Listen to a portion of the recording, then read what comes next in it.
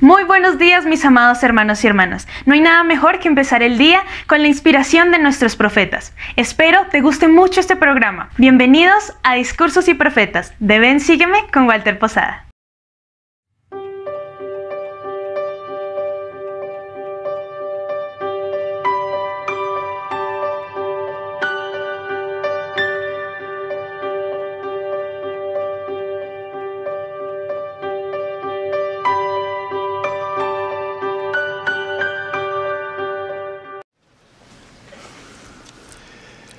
En esta temporada en esta época de Pascua de Resurrección, reflexionamos sobre la redención que proporcionó nuestro Salvador Jesucristo y nos regocijamos en ella. El clamor que retumba en todo el mundo a causa de la iniquidad nos provoca sentimientos de vulnerabilidad. Con las comunicaciones modernas, el impacto de la iniquidad, la desigualdad y la injusticia ocasiona que muchos sientan que la vida es intrínsecamente injusta. Por grandes que estas pruebas sean, no deben impedir que nos regocijemos en la divina intercesión que Cristo hizo por nosotros y que la celebremos. El Salvador literalmente logró la victoria sobre la muerte. Con misericordia y compasión tomó sobre sí nuestras iniquidades y transgresiones. De ese modo nos redimió y satisfizo las exigencias de la justicia para todos los que se arrepientan y crean en su nombre. Su magnífico sacrificio expiatorio tiene un sublime significado que trasciende el entendimiento humano. Ese acto de gracia ofrece la paz que sobrepasa todo entendimiento. ¿Cómo hacemos frente entonces a la cruel realidad que nos rodea? A mi esposa Mary siempre le han gustado los girasoles. Le encanta verlos brotar en lugares inauditos junto a las carreteras. Hay un camino de tierra que lleva a la casa en la que vivían mis abuelos. Antes de entrar al camino, Mary solía preguntar: ¿crees que veremos esos extraordinarios girasoles hoy? Nos sorprendía el que florecieran tanto en terrenos donde circulaban máquinas de labranza y quitanieves, y donde se acumulaban materiales que hacían la tierra poco ideal para que brotaran flores silvestres. Una sorprendente característica de los girasoles silvestres tiernos, además de crecer en terreno poco adecuado, es la forma en que el capullo sigue el recorrido del sol por el cielo. Al hacerlo, recibe la energía sustentadora de vida que necesita antes de abrirse en una gloriosa flor amarilla. Al igual que el tierno girasol, si seguimos al Salvador del mundo, al Hijo de Dios, florecemos y llegamos a ser gloriosos, a pesar de las terribles condiciones que nos rodeen. Él es verdaderamente nuestra luz y vida. En la parábola del trigo y la cizaña, el Salvador dijo a sus discípulos que los que causaran tropiezo e hicieran iniquidad serían recogidos de su reino. Pero al referirse a los fieles dijo: entonces los justos resplandecerán como el sol en el reino de su Padre. Como personas y discípulos de Cristo que viven en un mundo hostil que se encuentra literalmente en conmoción, podemos prosperar y florecer si nuestro fundamento es el amor por el Salvador y si seguimos con humildad sus enseñanzas. Nuestra capacidad para permanecer firmes y fieles y seguir al Salvador, pese a las vicisitudes de la vida, se fortalece con familias rectas y con la unidad centrada en Cristo en nuestros barrios y ramas. La función de la familia en el plan de Dios es traernos felicidad, ayudarnos a aprender principios correctos en un ambiente amoroso y prepararnos para la vida eterna. La hermosa tradición de observar principios religiosos en el hogar necesita arraigarse en el corazón de los hijos. Mi tío, Von Roberts Kimball, era un buen estudiante. Aspiraba a ser escritor y era mariscal de campo del equipo de fútbol americano de BYU. El 8 de diciembre de 1941, un día después del ataque a Pearl Harbor, se alistó en la Marina de los Estados Unidos. Mientras cumplía una asignación en Albany, Nueva York, envió un breve artículo a la revista Reader's Digest, que le pagó $200 y publicó el artículo llamado La hora de casa, en el ejemplar de mayo de 1944. En el artículo de Reader's Digest, él habla desde el punto de vista de marinero y dice: La hora de casa. Una tarde en Albany, Nueva York, le pregunté a un marinero qué hora era. Él sacó un enorme reloj y respondió: son las 7:20. Yo sabía que era más tarde. ¿Tu reloj se detuvo, no?, pregunté. No, dijo él. Aún tengo la de casa. Soy del sur de Utah. Cuando entré en la Marina, mi papá me dio este reloj y dijo que me ayudaría a recordar mi casa. Cuando marca las 5 de la mañana, sé que mi papá se levanta a ordeñar las vacas. Y por la noche, cuando marca las 7:30, sé que toda mi familia está alrededor de una mesa bien puesta y mi padre está agradeciendo al Señor por lo que hay en la mesa y pidiéndole que me cuide. Y agregó: puedo averiguar fácilmente la hora de aquí, pero lo que me interesa es saber la hora que es en Utah. Poco después de escribir ese artículo, mi tío Vaughn sirvió en un barco en el Océano Pacífico. El 11 de mayo de 1945, mientras se encontraba en el portaaviones USS Bunker Hill cerca de Okinawa, el barco fue bombardeado por 2 aviones suicidas. Cerca de 400 tripulantes murieron, entre ellos mi tío Vaughn. El elder Spencer Kimball extendió sus sinceras condolencias al padre de Vaughn, resaltando su dignidad y la certeza del Señor de que los que mueran en mí no gustarán la muerte, porque les será dulce. El padre de Vaughn tiernamente dijo que, a pesar de que Vaughn fue sepultado en alta mar, la mano de Dios lo llevaría a su hogar celestial. 28 años después, el presidente Spencer Kimball mencionó a Vaughn en una conferencia general. Él dijo en parte: conocí bien a esa familia. Me he arrodillado en oración con ellos. La educación en el hogar ha traído bendiciones eternas a esta numerosa familia. El presidente Kimball invitó a cada familia a doblar sus rodillas y a orar por sus hijos e hijas 2 veces al día. Hermanos y hermanas, si fielmente tenemos la oración familiar, el estudio de las Escrituras, la noche de hogar, bendiciones del sacerdocio y guardamos el día de reposo, nuestros hijos sabrán qué hora es en casa. Estarán preparados para un hogar eterno en el cielo, sin importar lo que les suceda en un mundo difícil. Es de suma importancia que nuestros hijos sepan que en el hogar se les ama y se encuentran seguros. El esposo y la esposa son compañeros iguales.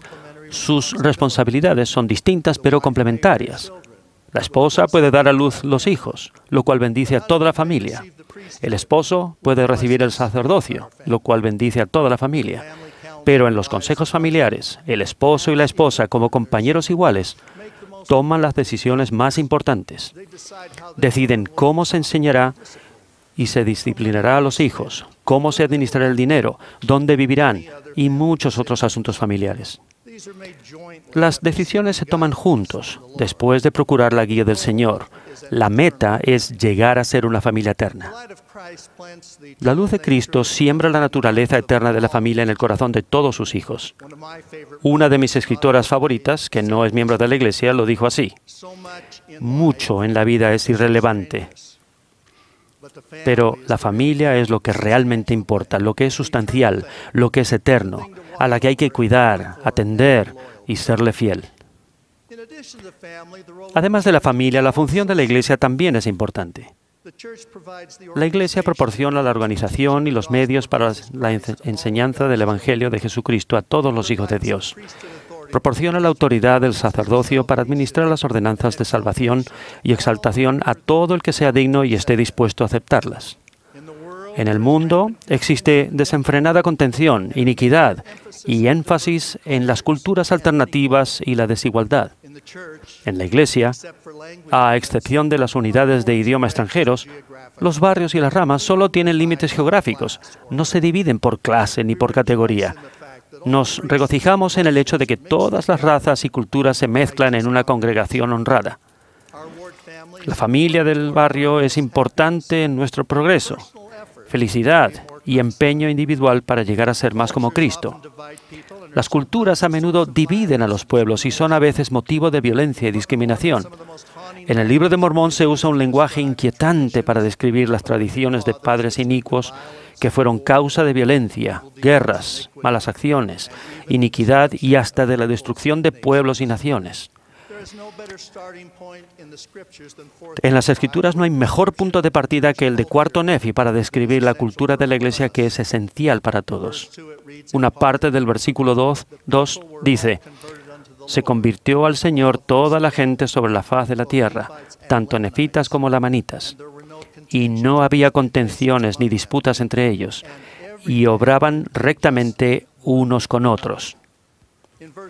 En el versículo 16 dice: y ciertamente no podía haber un pueblo más dichoso entre todos los que habían sido creados por la mano de Dios. El hecho de que no hubiera contenciones se atribuía al amor de Dios que moraba en el corazón del pueblo. Esa es la cultura a la que aspiramos.